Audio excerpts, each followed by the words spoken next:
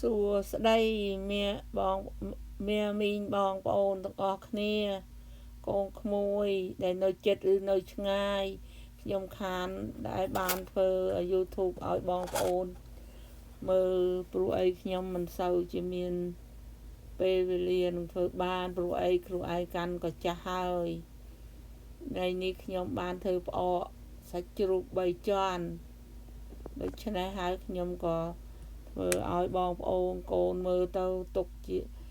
មើលជាអនុស្សាវរីយ៍ថ្ងៃក្រោយដែលកូនចង់ធ្វើផ្អកសាច់ជ្រូក3ជាន់នេះណាកូនក្មួយទាំងអស់គ្នាបងប្អូននេះយើងយកសាច់ជ្រូក3ជាន់ហ្នឹងវា1គីឡូកន្លះបើសិនជាផោនវា3ផោនហើយយើងយកអំបិលហ្នឹងកន្លះខាប់ទៅ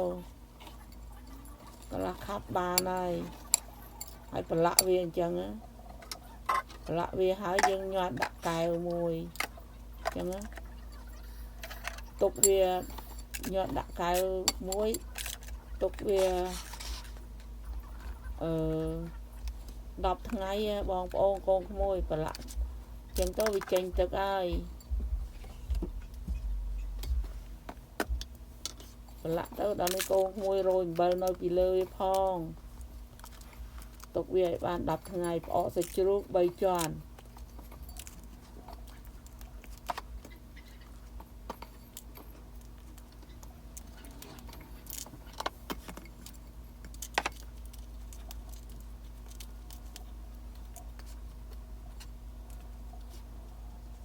បែរពីបងប្អូនកូនក្មួយចិត្តឆ្ងាយ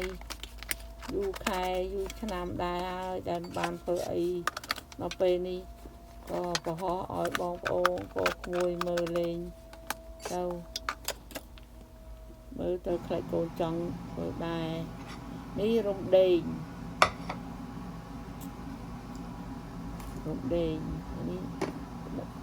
ដល់ពេលយើងប្រឡាក់បាន10ថ្ងៃហើយកូនត្រូវយកសាច់ជ្រូកហ្នឹងមកយករំដេងដែលកូនចូលចិត្តហើយនឹងកលីងយកទៅលីងចង់ដាក់ប្រមាណក៏ដាក់ទៅដែលយើងប្រឡាក់សាច់ជ្រូកបាន10ថ្ងៃហើយហ្នឹងណាកូនយកកលីងមួយចានចង្កឹះហ្នឹងមករំដេងស្រេចតែកូនចង់ដាក់ទឹកម្លិះហើយអំបិលកន្លះខាប់អំបិលដាក់កន្លះខាប់ទៀតហើយសាច់ជ្រូកបាន10ថ្ងៃអំបិលកន្លះខាប់បាល់នឹងកន្លះខាប់បងប្អូនមើលចឹងទៅអំបិលកន្លះខាប់នោះស្មើនឹង3ស្លាបព្រាកំប៉ុងទឹកនឹង1លីត្រធំដាំឲ្យពុះហើយទុកឲ្យត្រជាក់ផងដាំឲ្យពុះហើយត្រជាក់ចាំរបៀបមើលឲ្យមើលកូនមើលបងប្អូនមើលដាក់ដាំទឹកនេះទឹកនេះដាំទឹក1លីត្រអាពេកហ្នឹងហើយដាក់អំបិលចូលមកនេះសម្រាប់វាចាក់ទឹកវាពីលើហ្នឹង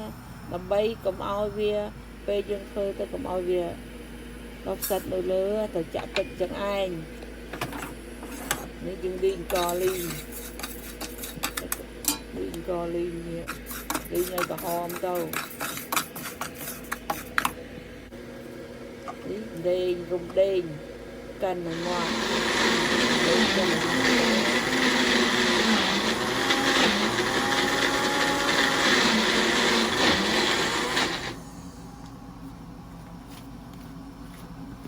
កាន់ឬបុកអីចេះទេទៅឲ្យតែមាត់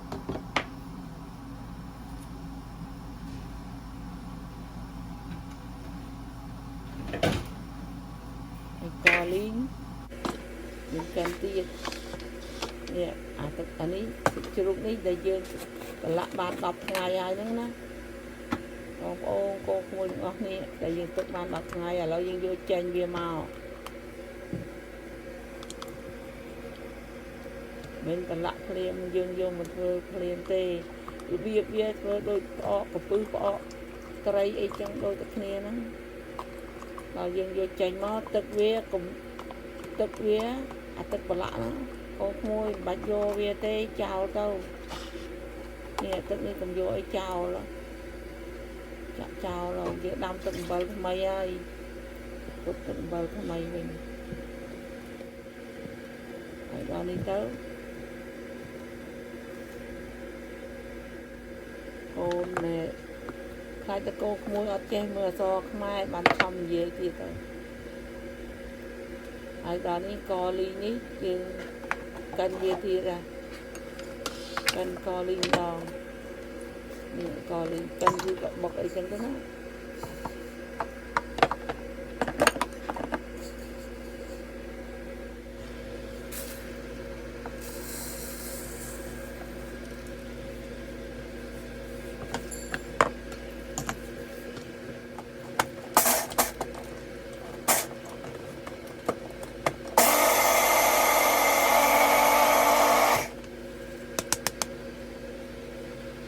ទៅវាមកផ្លែបានយើងមានគ្រឿងម៉ាស៊ីនធ្វើអីចេះវាលឿននេះ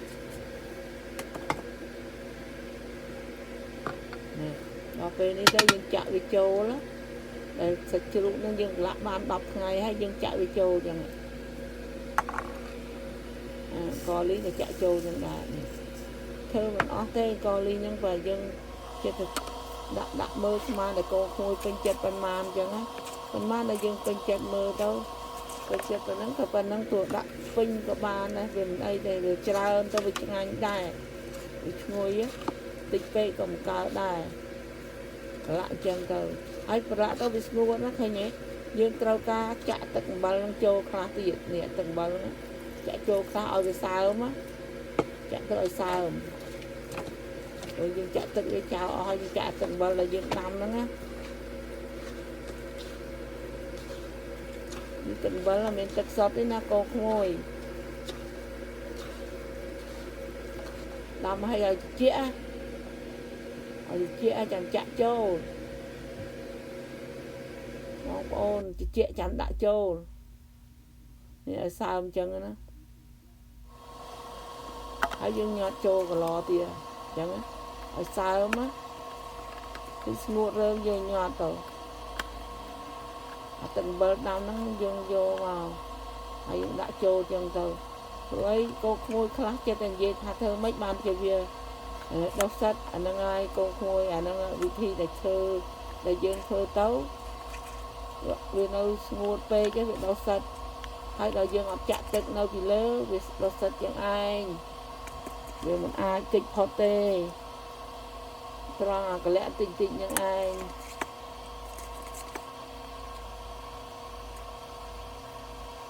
ហើយចឹងអស់ចឹងហើយអាកោក្មួយចឹងហើយយកថង់ឲ្យមួយថង់ណាញាត់វាណែនកោក្មួយយកថង់ផ្លាស្ទិកអីក៏បានដែរយកមកចកត់វាពីលើតិចចឹងណារួចហើយយកចកដាក់វាញាត់ពីលើចឹងអាហ្នឹងហើយដែលធ្វើកំឲ្យវាដុះសិតកោក្មួយអត់ធ្វើអញ្ចឹងដុះសិតហើយព្រោះធ្វើយ៉ាងមិនក៏នៅដុះសិតដែរកូនក៏គាត់ធ្វើអញ្ចឹងអត់ដុះសិតទេប្រហុកក៏ដោយផ្អកក៏ដោយផ្អកត្រីក៏ដោយស្អីក៏ដោយឲ្យតែផ្អកម៉ាំគាត់ឲ្យធ្វើអញ្ចឹងប្រហុកក៏ដោយធ្វើតែអញ្ចឹងនេះចាក់ទឹកអំបិលដែលយើងដាំហ្នឹងដែលខ្ញុំដាំឲ្យមើលហ្នឹងនេះទឹកអំបិលមិនមែនទឹកសុទ្ធទេណាកូនក្មួយនេះត្រជាក់នេះធ្វើចាធ្វើអញ្ចឹងប្រហុកក៏ដោយអំបិលក៏ដោយប្រហុកក៏ដោយផ្អកក៏ដោយកូនក្មួយទាំងអស់គ្នាត្រូវចងចាំគឺធ្វើអញ្ចឹងដាក់ទឹកទៅលើទៅគាត់អញ្ចឹងទុកខាងក្រៅប្រហែលឆ្នាំក៏មិនខូចដែរលាសាណាយបងប្អូនទាំងអស់គ្នា